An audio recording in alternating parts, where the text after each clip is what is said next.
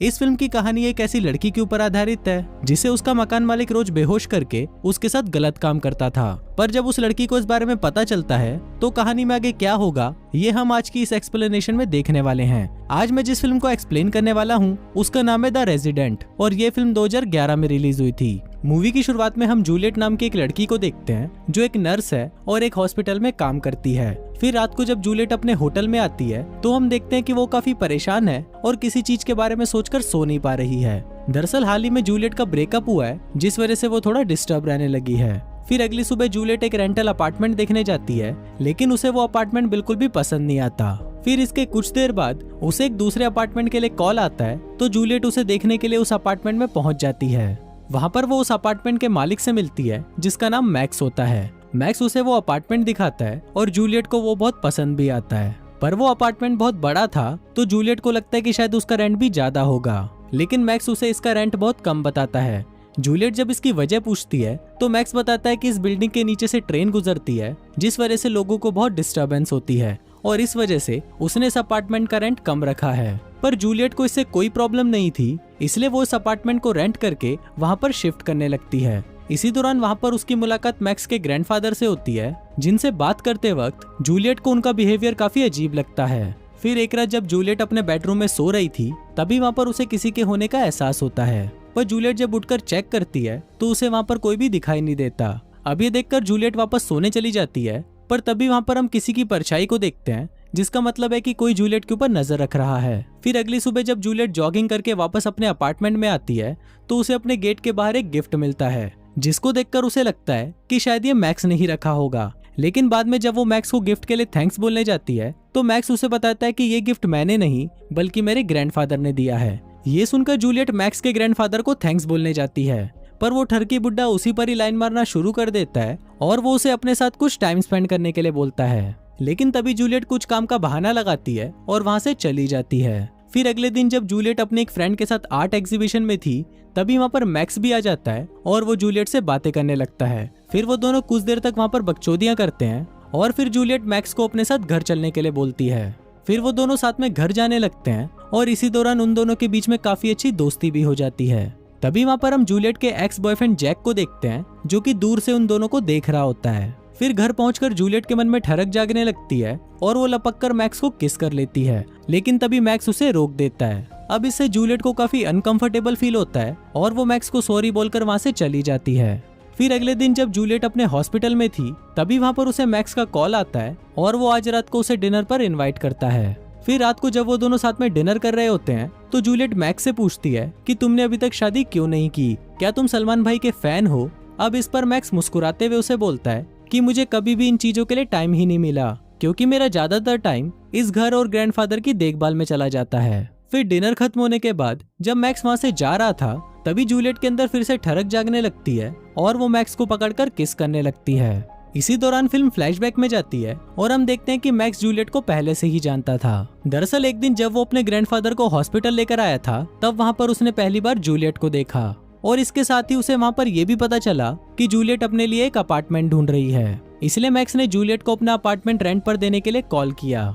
यहाँ पर हमें ये भी पता चलता है कि उस रात हमने जिसकी परछाई जूलियट के कमरे में देखी थी वो मैक्स ही था। दरअसल मैक्स ने अपने घर को कुछ इस तरह बना रखा था कि वो जब चाहे तो वो छुपकर जूलियट के कमरे में आ सकता था और जब से जूलियट यहाँ पर रहने आई है मैक्स हर रात को छुपकर जूलियट के कमरे में आता है और उसे पूरी रात सोता हुआ देखता है, जिससे हमें पता चलता है कि मैक्स जूलियट के पीछे पूरी तरह पागल है। वहीं फिल्म वापस प्रेजेंट में आती है और हम देखते हैं कि मैक्स और जूलियट घपाघप करने की तैयारी कर रहे हैं। पर तभी जूलियट का मन बदल जाता है और वो मैक्स को बोलती है कि वो ये सब नहीं कर सकती। दरअसल जूलियट अभी भी अपने एक्स बॉयफ्रेंड से प्यार करती थी। फिर जब जूलियट ये बात मैक्स को बताती है तो वो उसे बिना कुछ बोले वहां से चला जाता है। फिर अगली सुबह मैक्स जूलियट का पीछा करते हुए एक सुपरमार्केट में जाता है जहां पर जूलियट उससे कल रात के लिए माफी मांगती है और उसे कहती है कि उसे अपने एक्स बॉयफ्रेंड को भुलाने के लिए थोड़ा टाइम चाहिए। यहाँ पर मैक्स उसे इस तरह बर्ताव करता है कि जैसे उसे इस बात से कोई फर्क नहीं पड़ता। फिर उसी रात जब जूलियट अपने कमरे में सो रही होती है तभी वहाँ पर मैक्स आ जाता है और वो उसे छूने लगता है। पर इसी दौरान जूलियट की नींद खुलने लगती है जिसको देखकर मैक्स वहाँ से चला जाता है। इसके बाद जूलियट उठकर पूरे घर को चेक करती है और इसी दौरान उसे एक खाली कमरा मिलता है जिसकी मदद से मैक्स उसके अपार्टमेंट में आया जाया करता था। फिर अगली सुबह जूलियट मैक्स को उस खाली कमरे के बारे में बताती है तो मैक्स उसे बोलता है कि मैं इसे ठीक कर दूंगा, और फिर वो पूरा दिन वहाँ पर रुककर उसे ठीक करने लगता है। फिर रात को जब जूलियट अपने घर पर खाना बना रही थी तो मैक्स उसे वहाँ पर छुपकर देखने लगता है। तभी वहाँ पर उसे जूलियट की कॉल से पता चलता है कि आज रात को उसका एक्स बॉयफ्रेंड जैक उसके साथ डिनर करने यहाँ पर आने वाला है। फिर इसके थोड़ी देर बाद जब जूलियट वहाँ से चली जाती है तो मैक्स उसके किचन से होते हुए उसके घर में आ जाता है। तभी वहाँ पर जैक भी आ जाता है और उसे देखकर मैक्स भागकर जूलियट के क्लोजेट में छुप जाता है। दूसरी तरफ जैक और जूलियट कुछ देर तक बातें करने के बाद एक दूसरे के करीब आ जाते हैं और वहीं पर ही धुआंधार घपाघप करने लगते हैं। मैक्स भी वहीं छुपकर उन दोनों के इस कार्यक्रम को देख रहा होता है और ये देखकर मैक्स को बहुत ज्यादा जलन होने लगती है। फिर जैक के वहां से जाने के बाद मैक्स गुस्से में जूलियट की वाइन में बेहोशी की दवा मिला देता है जिसको जूलियट पी लेती है। फिर रात को जब जूलियट सो रही होती है तभी मैक्स वहां पर आता है और उसे हर जगह पर छूने लगता है, पर अब क्योंकि जूलियट बेहोश थी तो उसे कुछ भी पता नहीं चलता। फिर अगली सुबह जूलियट काफी लेट उठती है जिस वजह से वो हॉस्पिटल जाने के लिए भी बहुत लेट हो जाती है। फिर कुछ देर बाद जब हॉस्पिटल में जूलियट अपने एक दोस्त से बात कर रही थी तभी हमें पता चलता है कि जूलियट पिछले कई दिनों से रोज काम पर लेट आ रही है। अब जूलियट को भी ऐसा लगने लगता है कि शायद उसके अपार्टमेंट में कुछ तो अजीब हो रहा है, इसलिए वो अगले दिन पूरे अपार्टमेंट में कैमरे लगवा लेती है, पर वो इस बारे में मैक्स को कुछ नहीं बताती। दूसरी तरफ हम मैक्स को देखते हैं जो अपने ग्रैंडफादर को ड्रग्स का ओवरडोज देकर मार डालता है क्योंकि वो अक्सर उससे काफी उल्टा सीधा बोला करते थे। फिर उसी रात मैक्स जैक और जूलियट को साथ में डिनर करते हुए देखता है जिसको देखकर वो और भी ज्यादा गुस्सा हो जाता है। इसके बाद जब जैक वहां से वापस अपने घर जा रहा था तब मैक्स उसे धक्का देकर सीढ़ियों से नीचे गिरा देता है। वहीं जूलियट जब घर आकर कैमरे की रिकॉर्डिंग्स चेक करती है तो उसे वहां पर कुछ नहीं मिलता, इसलिए वो कंप्यूटर बंद करके वाइन पीने लगती है। ये वही वाइन थी जिसमें मैक्स ने बेहोशी की दवा मिलाई हुई थी। फिर जब जूलियट उसको पीने के बाद बेहोश हो जाती है तो मैक्स वहां पर आकर उसके साथ सेम प्रोसेस वापस करने लगता है, लेकिन इस बार जूलियट को होश आ जाता है और ये देखकर मैक्स उसे तुरंत बेहोशी का एक इंजेक्शन दे देता है जिसके कारण जूलियट फिर से बेहोश हो जाती है। अब उस दवा की वजह से जूलियट अगले दिन फिर से लेट उठती है जिस वजह से वो जल्दी में हॉस्पिटल जाने के लिए तैयार होने लगती है, पर इसी दौरान उसे बेड के नीचे से उस इंजेक्शन की कैप मिलती है जिसको देखकर वो समझ जाती है कि जरूर उसे रात को कोई बेहोशी के इंजेक्शन दे रहा है।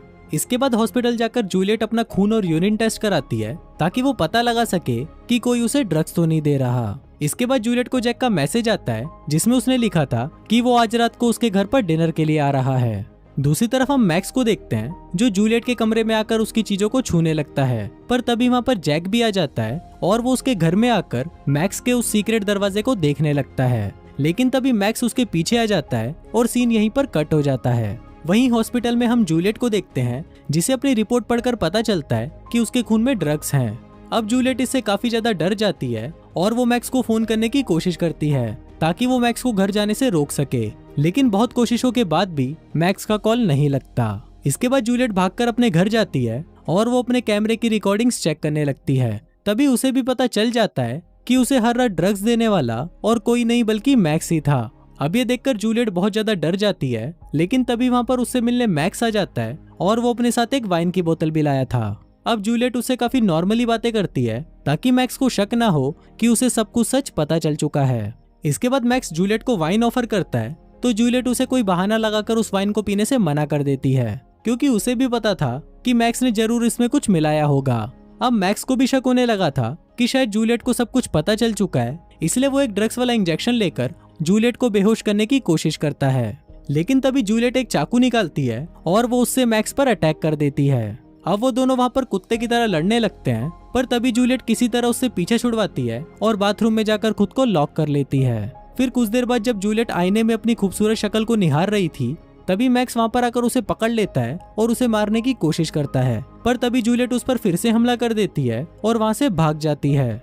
भागते हुए जूलियट एक रूम में जाती है जहाँ पर उसे एक पंचिंग मशीन मिलती है। वो उस मशीन को लेकर वहाँ से भागने का रास्ता ढूंढने लगती है, लेकिन तभी मैक्स उसे एक मुक्का मारकर नीचे गिरा देता है। इसके बाद मैक्स उसे जान से मारने ही वाला होता है, पर तभी जूलियट उस पर उस पंचिंग मशीन से हमला कर देती है जिससे मैक्स बहुत ज्यादा घायल हो जाता है। इसके बाद मैक्स उसे फिर से पकड़ने की कोशिश करता है, लेकिन जूलियट उससे किसी तरह बचकर एक स्टोर रूम में आ जाती है। वहाँ पर उसे जैक की डेड बॉडी भी मिलती है जिसे मैक्स ने मारा था। फिर कुछ देर बाद मैक्स भी वहाँ पर आ जाता है और जूलियट उस पर पीछे से हमला करने की कोशिश करती है, पर तभी मैक्स उसे पकड़ लेता है और उसे जान से मारने की कोशिश करता है, पर तभी जूलियट उस पंचिंग मशीन से मैक्स पर बार बार वार करती है और उसे मार डालती है। और इसी के साथ ही ये फिल्म यहीं खत्म हो जाती है।